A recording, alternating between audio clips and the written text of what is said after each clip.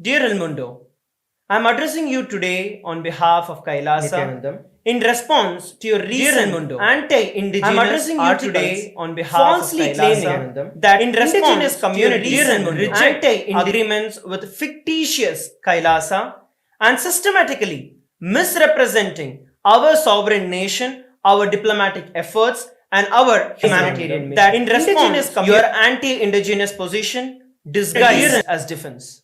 Before we address anything else, we must highlight here the most disturbing irony in your post. While claiming to defend the indigenous communities, you are actually arguing that the indigenous rights should be stripped away from the indigenous peoples of Bolivia. Your entire narrative focuses clearly on delegitimizing the rights of the indigenous nations to engage in diplomatic relations, a right that is explicitly protected under several articles of the Bolivian constitution, such as Article 30 and many more.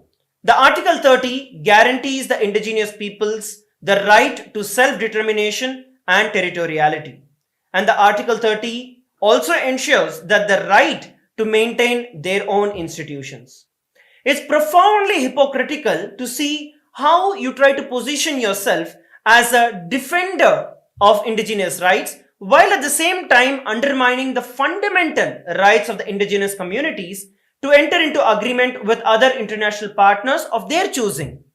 This anti-indigenous position is not just hypocritical but actively harmful to the very communities that you claim to defend and exploit in the name of the indigenous people defending them. And this is very, very evident by all the articles that you have made. Let us look at your systematic violation of the various journalistic ethics. Be clear, you have utterly and completely failed to meet any internationally recognized standards of ethical journalism. Whether it is truth and accuracy, you have deliberately omitted the crucial facts regarding Kailasa's legitimate diplomatic relations, our international standing, and the legal exoneration of the Supreme Pontiff of Hinduism in the courts of the United States. This selective reporting constitutes of misinformation by selective omission. Second, independence. Your reporting demonstrates clear bias against the indigenous Hindu communities and our right to self-determination, suggesting external influence and agenda in your editorial decisions. Third, fairness and impartiality. You have presented a severely distorted perspective, deliberately excluding Kailasa's position and the evidences that contradicts your narrative. 4. Humanity. You have been using dehumanizing language, referring to Kailasa as a fictitious nation. This demonstrates a concerning lack of respect for the dignity and the rights of the indigenous Hindu communities and the indigenous people who are there in Bolivia. It speaks volumes that your publication released these defamatory articles without contacting any of us for a comment or verification. As a prominent media outlet, surely El Mundo, you understand that you are responsible for journalism, and every responsible journalism requires to hear both the sides of a story. Your failure to seek our perspective before publishing these articles demonstrates what can only be interpreted as a deliberate intent to misrepresent Kailasa and to incite further persecution against our marginalized community. El Mundo, by publishing articles describing Kailasa as a fictitious nation, while simultaneously reporting on our very real diplomatic agreements, you are engaging in a glaring contradiction that reveals your true intent. You are undeniably responsible for furthering a one-sided disinformation campaign and inciting hate against our already marginalized and persecuted indigenous Hindu community. Now, let me address each and every one of your specific false allegations. Allegation number 1. You make a statement that Kailasa is a fictitious nation that is not recognized internationally.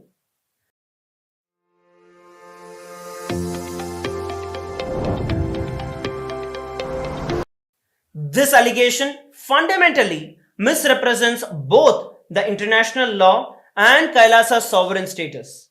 Let me educate you, El Mundo, about the sovereignty, juridical statehood, and self-determination. First, let me ask you a simple question. Are Taiwan, Kosovo, or Palestine a state? Some would say yes, others would say no. But what is incontrovertibly true is that self-determination is a basic human right that is enshrined in numerous international instruments, including in the United Nations Charter. Another incontrovertible human right is the right to freedom of religion. El Mundo, you are a media house. First of all, you have no official authority or standing to recognize or to deny the recognition of any sovereign nation. You have overstepped in your role in a manner that exposes your bias and your agenda.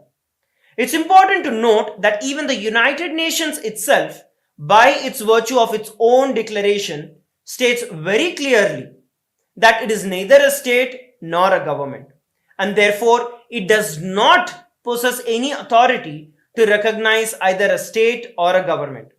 As an organization of various independent states, it may admit a new state as its member and accept the credentials of the representatives of a new government, but it very clearly states it does not have the rights to recognize a nation as per their very own mandate. This is a critical fact that El Mundo has conveniently ignored. People with a common origin, history, language, culture, customs, or religion can develop into a nation through the awakening of their national consciousness. A nation can exist even without the universal recognition, and this has been exemplified by various stateless nations throughout the history. Citizenship is not always synonymous with the nationality of a person. The United Nations International Covenant on the Civil and Political Rights, ICCPR, recognized by 178 nations, it declares in its very first article, all peoples have the right of self-determination. By the virtue of that right, they freely determine their political status and freely pursue their economic, social, and cultural development. These are precisely the rights that are being exercised by all of Kailasa's citizens. Kailasa may have fewer formal recognitions compared to longer lasting established states, but that does not deny the people of Kailasa from exercising their fundamental human rights and the political rights of building diplomatic relations and seeking recognition across the entire world. Let us look at Kailasa's juridical statehood. The juridical statehood of Kailasa is legitimate and is recognized as per international law. Kailasa is a sovereign subject of international law, possessing distinctive attributes derived from the Supreme Pontiff of Hinduism's inheritance of the unbroken succession and the revival of 21 sovereign ancient Hindu states and the ecclesiastical Hindu institutions such as the Swarna Pita Swargapura Samrajya Sarvagnya Pitam and the Shamala Pita Sarvagnya Pitam. In addition, Kanchi Kailasa Sarvagnya Pitam and 17 other such sovereign Sanatana Hindu ecclesiastical historical institutions receive customary recognition by the United Nations as per the Vienna Convention on Diplomatic Relations and the Vienna Convention on Consular Relations. In addition to this, Kailasa fulfills all the criteria for statehood that is established in the Montevideo Convention on the rights and the duties of a state. The Montevideo Convention very clearly states 4 important capacities for a state to be recognized as a state. The point number 1 begins with permanent population. Kailasa, of course, has a well-defined community of citizens that are unified by cultural, religious, and historical bonds living in the sovereign territories of Kailasa. Second, defined territory. Kailasa maintains territorial sovereignty that has been gifted by various countries from around the world. Third, government. Kailasa has a very well-established functional government with administrative capabilities. And fourth, capacity to enter into relations with other states. As evidenced by our diplomatic agreements with various indigenous nations, with various municipalities in Bolivia, in other countries around the world, Kailasa actively engages in international relations. The Montevideo Convention on the Rights and the Duties of the State establishes very clearly that the political existence of a state is independent of the recognition by other states. Please be very clear. The political existence of the state is independent of the recognition by other states. And this emphasizes the inherent rights of the states to self-governance, to the territorial integrity and political independence. Further to this, the doctrine of continuity applies to Kailasa. International law recognizes a state's legal personality by recognizing its identity. This perspective extends to periods of annexation or occupation, where the legal personality of a state is considered to persist, enabling its subsequent re-establishment. Historical examples dating back to the 18th century include cases like Portugal and Genoa and instances of state re-establishment after the Vienna Congress of 1815. Moreover, examples such as Poland, Ethiopia, Czechoslovakia, Albania and Austria during and after the World War II serve as other modern instances of the state re-establishment, offering additional evidences to recognize and preserve a state's legal personality over a long stretch of time. By the doctrine of continuity, the legal facts in the context of the history of the Hindu sovereign state of the Surangi kingdom, the supreme pontiff of Hinduism derives all the sovereign rights and the powers of the royal lineage as the sovereign from the inheritance and the continuation of the unbroken succession of the Surangi kingdom. The Surangi kingdom, through the unification of 20 other sovereign Hindu states and sovereign ecclesiastical historical entities, became part of the United States of Kailasa, which thus became a sovereign independent juridical state with the Supreme Pontiff of Hinduism as the sovereign. This forms the basis of how Kailasa has been established and the rights that are vested in Kailasa. Let us look at further details about the de jure and the de facto statehood that Kailasa enjoys. The three ancient sovereign states of Kailasa, namely the kingdom of Suryavamsa Surangi Samrajya Sarvagnya Peetham, the Swarnapita Swargapura Samrajya Sarvagnya Peetham, and the Shamalapita Sarvagnya Peetham, possessed all the characteristics of statehood at all times in the history. Although at various times, temporarily, their control of their territory was lost, this does not negate the existence of Kailasa as per the doctrine of continuity in the international customary law, which states very clearly that upheavals and revolutions within a country, changes in governmental forms, the extent of a country's territory, and the measures taken during a military occupation do not affect the existence of a state. As a juridical state, Kailasa possesses an international legal personality, which means that it can enter into treaties, join international organizations, and raise claims in all the international courts. Such ancient history illustrates that the constituent sovereign nations and the entities of the United States of Kailasa has well-known international legal personality at various given times, possessing both de jure and de facto statehood, and their revival as Kailasa continues to do so today. Your attempt to strip Kailasa of its rightful recognition demonstrates a very troubling disregard to the right of self-determination of the indigenous peoples, a right that is explicitly protected by the international law, including the United Nations Declaration of Rights of the Indigenous Peoples. Let us look at the second allegation that is placed by you. You say that Kailasa engaged in illegal land transaction for financial gain. This allegation fundamentally mischaracterizes the nature of our agreements.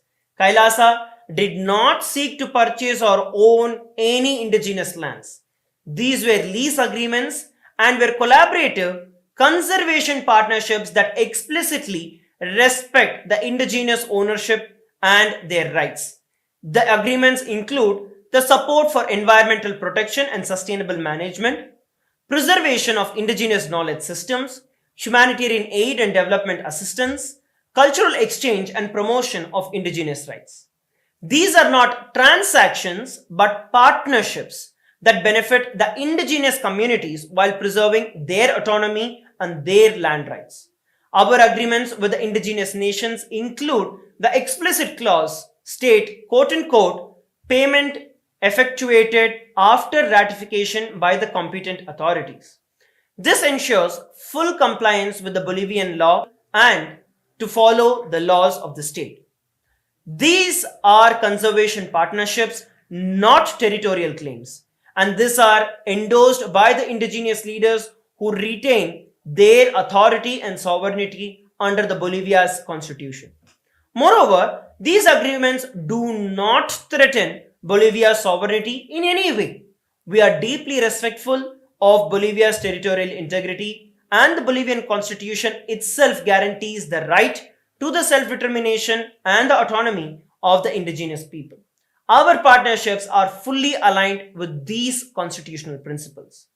Unlike extractive industries that have historically exploited the indigenous lands for profit, Kailasa's approach centers on supporting the indigenous communities and their own development, their vision, while helping preserve their cultural and environmental heritage. You go on to say that Kailasa attempted to negotiate illegitimate 1,000-year contracts. The time frame of conservation partnership reflects our long-term commitment, and that is needed for effective environmental stewardship. It's not an attempt to control land. Long-term conservation agreements are standard global practices and are recognized internationally by the environmental law. Moreover, all these agreements contain explicit clauses respecting and complying with the Bolivian law. Furthermore, Bolivian constitution states very clearly that the integrity of the indigenous territory is recognized, which includes the right to maintain and develop their own forms of economic, cultural, and spiritual life. We are very clear that we have honored this integrity rather than undermining it. The economic components of our agreements were not payments for land, but investments into the community for development, for the environmental protection, for their cultural preservation. These resources would be managed by the communities themselves according to their own priorities and the governance structure. Meaningful environmental conservation requires long-term vision and commitment, and our agreements reflect this in reality. It is not any desire to quote-unquote control indigenous territories. You move on to say that Kailasa promoted foreign religion contrary to the indigenous traditions. The allegation reveals a profound ignorance of both Kailasa's mission and the indigenous Bolivian culture. Kailasa promotes religious freedom and respects spirituality of all traditions. We never sought to impose religious practices on any community. Moreover, many indigenous Bolivian communities practice spiritual traditions that include elements of cosmic harmony, respect for nature, and the recognition of divine manifestations. These concepts are entirely compatible with the Hindu spiritual perspectives.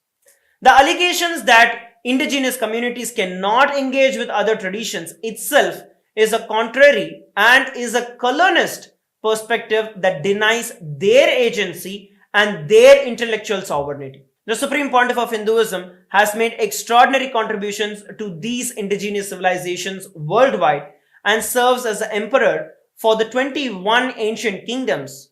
The work of the Supreme Pontiff of Hinduism has focused on preserving the endangered knowledge systems, supporting the sustainable development, and protecting the rights of the indigenous people. Kailasa, under the guidance of the Supreme Pontiff of Hinduism, has extended our humanitarian grants to over 100 nations, supporting critical initiatives including environmental sustainability, forest conservation, poverty alleviation, women and child empowerment, free education, and so on. Guna sunlight je, guarantee menjadi.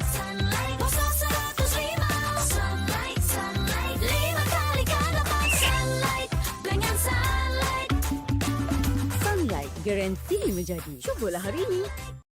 These contributions represent our unwavering commitment to the indigenous welfare and sustainable development. Leveraging ancient Hindu wisdom to address the contemporary challenges that are faced by the indigenous communities worldwide. Unlike exploitative colonial relationship, these humanitarian partnerships are designed to strengthen the indigenous sovereignty while preserving cultural heritage and ecological integrity. And while you go on to report about the fake information and false allegations on Kailasa, you fail to acknowledge the broader historical context in which Kailasa exists.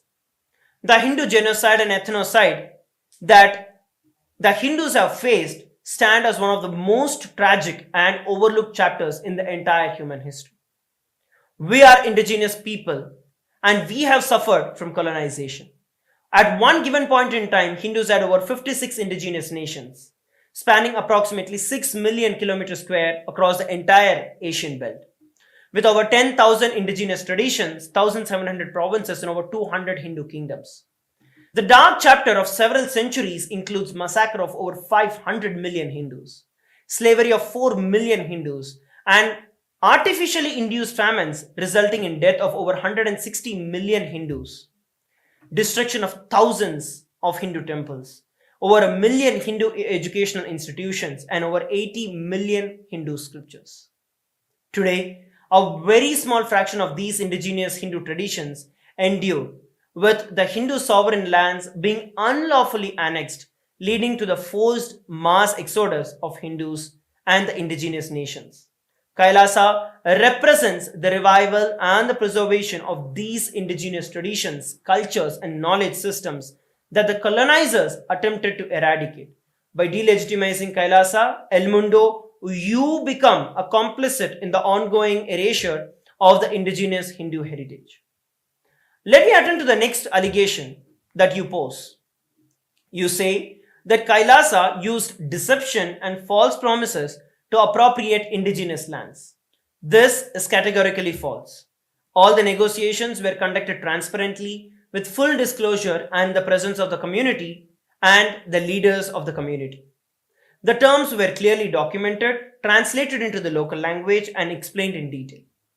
The assertion that the indigenous leaders were somehow tricked is deeply patronizing and denies the intelligence and the agency of the indigenous people of Bolivia. Unlike colonial powers that have historically exploited the indigenous communities, Kailasa approached these agreements as partnership between sovereign entities with mutual benefits and responsibilities very clearly articulated in these agreements. El Mundo's reporting conspicuously ignores the political context in which these allegations against Kailasa have emerged. This is not journalism, but this is political theater. First, the timing of these accusations coincides with the internal politics and the tensions that is brewing in Bolivia, where various factions are competing for the influence over the indigenous communities and their resources. Kailasa has become a convenient scapegoat in this domestic political struggles. Second, El Mundo has failed to investigate the potential economic interest behind the opposition to Kailasa's conservation partnerships. There are powerful commercial entities, mining companies, agriculture corporations, extractive industries. They stand to benefit if the indigenous lands are opened to commercial exploitation rather than protected through conservation agreements that Kailasa has entered into. The question that El Mundo should be asking, but isn't, is who benefits from undermining Kailasa's humanitarian partnership with these indigenous communities? Not the indigenous communities themselves, who would receive resources, support, international recognition through the agreements that Kailasa has signed. Not the environment, which would benefit from long-term conservation commitments of Kailasa. The beneficiaries are those who wish to exploit the indigenous peoples, the indigenous land for the resources of short-term profit.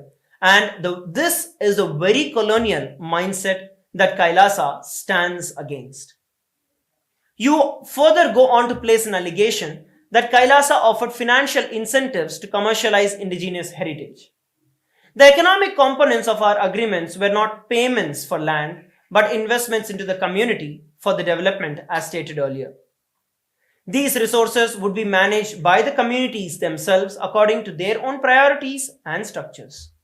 Kailasa's humanitarian aid is not gathered through taxes as most established nations would collect, but instead raised through the hard work and the sacrifices of the Supreme Pontiff of Hinduism, Bhagavan Sri Nithyananda Paramashivam, and the contributions of the hard-working individuals of a persecuted minority indigenous community that are inspired to do the same, witnessing the Supreme Pontiff of Hinduism's relentless sacrifices and the unshakable grit and commitment towards this mission. Kailasa is committed to the humanitarian contributions. However, it is very unfortunate that the anti-indigenous, Hindu-phobic, racist articles and media outlets such as El Mundo, such as you, have derailed these humanitarian services that Kailasa is committed to providing. Your publication, by hosting and publishing these articles, has extraordinarily amplified this systematic persecution. Instead of recognizing our contributions and our genuine commitment to the indigenous welfare, El Mundo, you have put a systematic and focused effort into inflicting deeply harmful disinformation that directly harms the vulnerable communities who are intended beneficiaries of Kailasa's humanitarian aid. You further go on to place allegation that indigenous communities demand Kailasa to be declared unwelcome. First of all, this entire allegation is entirely fabricated. Let us be absolutely clear. No legitimate indigenous communities have spoken anything against Kailasa. These supposed statements are completely fabricated and created by you and other media outlets to drive your anti-indigenous agenda. El Mundo, you have been deliberately gaslighting the indigenous people by manufacturing the false narratives that indigenous communities are acting against Kailasa. This is a classic divide and conquer tactic that is used throughout the entire colonial history, falsely claiming that indigenous people reject partnership that actually benefit them. What is actually happening is that the indigenous communities who formed legitimate diplomatic relations with Kailasa are being threatened and intimidated by the anti-indigenous media mafia. These communities face tremendous pressure when they exercise their constitutional rights to self-determination and international relations. The media fabricates opposition to delegitimize both the indigenous nations as well as Kailasa. El Mundo, your reportings are not only racial against Kailasa but violates the very rights of the indigenous people under both the Bolivian and the international law. Another allegation that El Mundo you place is that political controversy surrounding Kailasa's engagement with Bolivian officials. El Mundo implies impropriety in alleged engagement between Kailasa's representatives and the Bolivian government officials, including those close to President Luis Arce. This institution deliberately politicizes the legitimate diplomatic outreach, which is precisely how nations establish diplomatic relations throughout the world. What El Mundo maliciously frames as controversy is actually the standard diplomatic protocol that is followed by every sovereign nation around the world that is seeking to build international relations. The deliberate mischaracterization reveals El Mundo's true calculated attempt to undermine the legitimate diplomatic processes which involve the indigenous nations like Kailasa. Your reportings fail to acknowledge that the same indigenous communities have been historically pressured, manipulated, exploited by powerful economic and political interests within Bolivia. Yet, El Mundo shows absolutely no interest in investigating any of these systematic patterns of exploitation. Moreover, El Mundo completely ignores the defamatory treatment of the Supreme Pontiff of Hinduism in your reporting. In conclusion, we demand a sincere apology for the blatant inaccuracies that are represented in your articles and publication. A correction or clarification acknowledging the false information and providing the accurate details about Kailasa is imperative to rectify the harm that you have caused. More than 5 major corporate houses such as the Washington Post, MSN, The Week, Outlook Magazine, Dilamalar, and Sixth Italy have removed their Hindu-phobic and defamatory articles that carried similar disinformation against the Supreme Pontiff of Hinduism and Kailasa. We expect El Mundo to follow suit and rectify the harm that you have caused through your irresponsible reporting. Your role as a responsible media entity obliges you to act in the public interest and uphold journalistic integrity. We anticipate your prompt cooperation in setting the record straight and in doing so, ceasing the perpetual continuation of the harmful narratives that are being spread by you against the indigenous community. We are open for further discussion and to provide additional information to facilitate accurate reporting. The question now is whether El Mundo will choose the path of journalistic integrity or continue to participate in the systematic persecution of the indigenous communities and the indigenous Hindu communities. The world is watching, the history will judge, truth will prevail. Thank you for your immediate attention to the matter.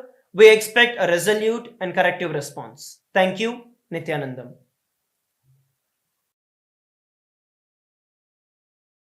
Hey, it's me, your dry skin. Craving the ceramides in CeraVe. Hey, it's me.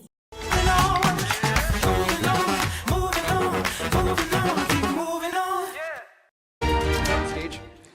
And I have to say something very, very special because last year at this stage, on this stage, Mr. Naidu, you were physically not there with us. Physically, you were not here.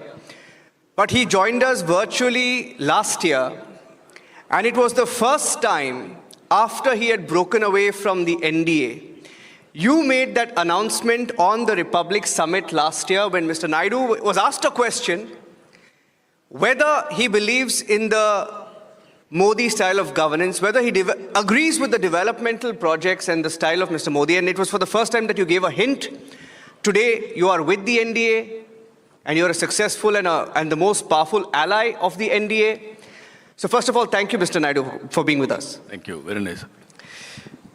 So, Mr. Naidu, we are on this stage at a time when many states in the south, Tamil Nadu has its own issues, Kerala has its own issues, Telangana has its own issues, but the issue they want to debate, they want to talk about delimitation, they talk about languages. Yesterday, I heard a fantastic soundbite of yours. You said, why 3 languages? If I could, I'll bring in 10 languages. So your mantra seems to be, while they are saying north versus south, your mantra seems to be, together we can. Is that what makes Mr. Naidu different? No, I am very happy to be here. I like this subject. Republic TV has taken up a subject, Limitless India. This is where I am visualizing future is for India, future is for Indians. I don't have any doubt about it. Some people may have doubt. They are all very, very pessimistic. But all the ways, I am optimistic. I am confident what I am saying today, you write down. Under Narendra Modi ji leadership, India will be number 1 or 2 by 2047. Globally, Indians will be number 1. Today we are all talking Jewish. One Jewish anywhere in the world, they are the richest community, most influential. I am proud to announce here, anywhere you go today, no need to ask anybody, any posh locality you go, that posh locality is belonging to Indians. That is the Indians' prosperity all over the world. Not one country. That is where we are saying limitless. I am telling you, it is happening today. If you can imagine in America, average per capita income is double among Indians compared to any other nations in America. Yes. So, it is very nearer to me. Right time, right leader for the country, that is Narendra Modi ji. Under his leadership, India will grow from strength to strength. Earlier, we had so much of confusion. There is no confusion today. There is a clarity, there is a vision, things are happening, very inspiring time. So, according to me,